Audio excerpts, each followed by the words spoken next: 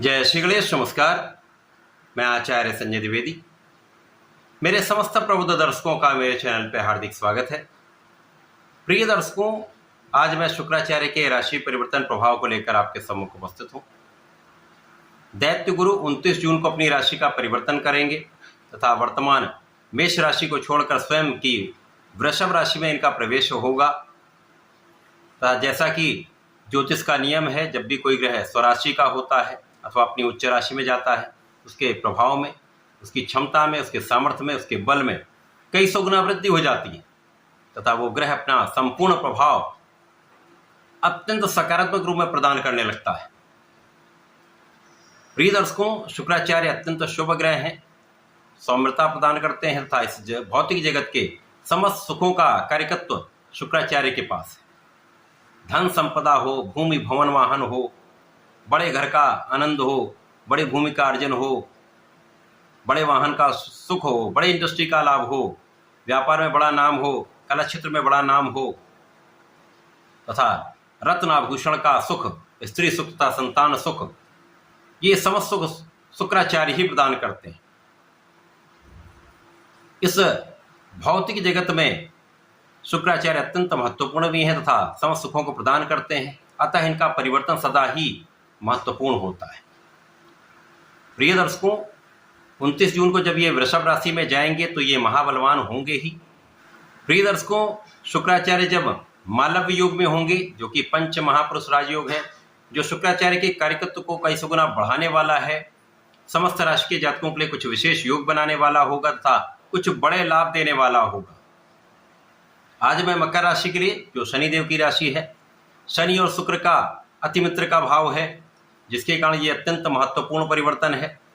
मकर राशि के जातकों के लिए ये शुक्राचार्य का परिवर्तन किस प्रकार के लाभ देने वाला है, किन भाव में वृद्धि करने वाला है, इस समय का आप कैसे लाभ ले पाएंगे अथवा कहीं पर कोई समस्या या अवरोध है तो उसका क्या निराकरण है, संपूर्ण विश्लेषण मैं पूर्ण तर्क के साथ करने जा। प्रिय दर्शकों, इस राशिफल को आप अपने चंद्र राशि के आधार पर देख सकते हैं। प्रिय दर्शकों, मकर राशि के लिए शुक्राचार्य आपके पंचम भाव के स्वामी है तथा कर्म भाव के स्वामी है। पंचमेश कर्मेश का गोचर आपके पंचम भाव में ही प्रारंभ होने वाला है। प्रिय दर्शकों, पंचम भाव जो कि ज्ञान का भाव है, शिक्षा का भाव है, ये संतान का भाव है, प्रज्ञा का भाव है तथा ये प्रेम का भी भाव है।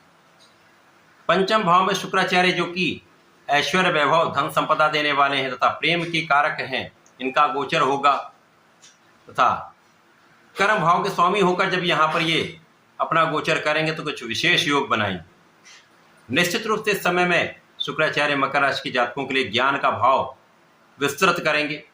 आपके ज्ञान में वृद्धि होगी, प्रज्ञा आपकी प्रबल होगी तथा आप बहुत विवेकशील होने वाले हैं तथा यदि इस समय में आप विवेकशील निर्णय लेते हैं तो आपके लिए प्रगति के अवसर बढ़ जाएंगे। आप अपने ज्ञान और शिक्षा का समुचित उपयोग कर पाएंगे। इसी प्रकार से जो जातक शिक्षा ले रहे हैं, ज्ञान ले रहे हैं या प्रतियोगिता परीक्षा की तैयारी कर रहे हैं, यदि वो पूर्ण आत्मबल के साथ इस समय अपना प्रयास करते हैं तो सफलता भी अवश्य मिलेगी, एक अच्छा परिणाम आपको प्राप्त होने वाला है। परंतु यदि यहाँ पर कहीं पर भी शुक्राचार्य आपकी कुंडली में पीड़ित होंगे तो यहाँ पर आपको ध्यान रखने की आवश्यकता होगी, क्योंकि शुक्राचार्य प्रेम के भी कारक है। तो मन के भटकाव से बढ़े यहाँ पर आपको बचना चाहिए, क्योंकि प्रेम के भाव में भी यहाँ पर वृद्धि अवश्य होगी।